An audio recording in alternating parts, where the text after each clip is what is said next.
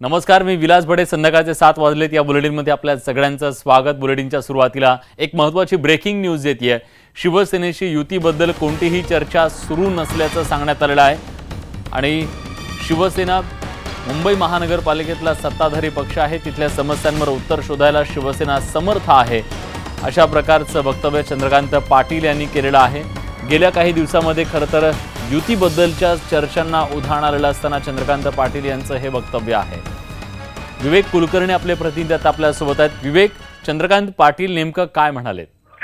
शिवसेना आणि भारतीय जनता पक्षामध्ये जी काही महिन्यांपासून खरं तर गुप्त बैठका सुरू आहेत आणि जागा वाटपाची चर्चा सुरू आहे, त्याबद्दल जेव्हा चंद्रकांत पाटील यांना विचारलं तेव्हा ते म्हणाले की अशा पद्धतीची कुठलीही चर्चा सध्या युतीमध्ये नाही।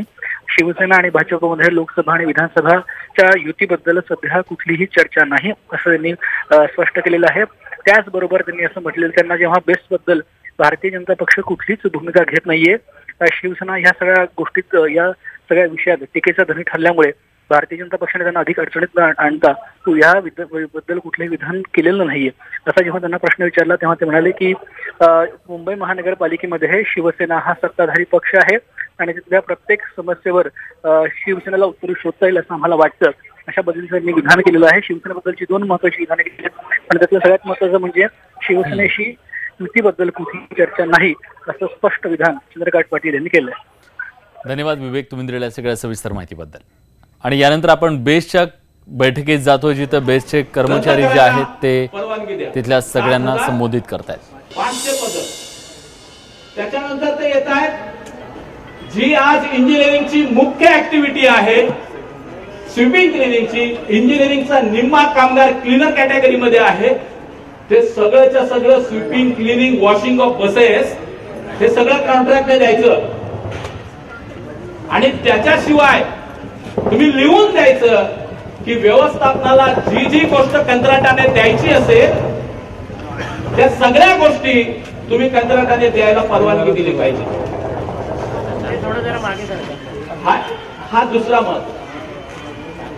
जर वॉशिंग, स्वीपिंग, क्लिनिंग आपण देणार आहोत, इतर सगळ्या गोष्टी आपण आउटसोर्सिंगने देणार आहोत, बस गाड्या भाड्याच्या आणि कंत्राटाच्या आणणार आहोत आणि त्याच्यानंतर गेल्या 4 वर्षांमध्ये वाढलेला किमान 40% डीए असेल, म्हणजे तो डीए कापून म्हणजे 40% महागाई भत्त्याचा कापून त्यांना परत द्यायचा। मग याने आपल्याला दिलं काय?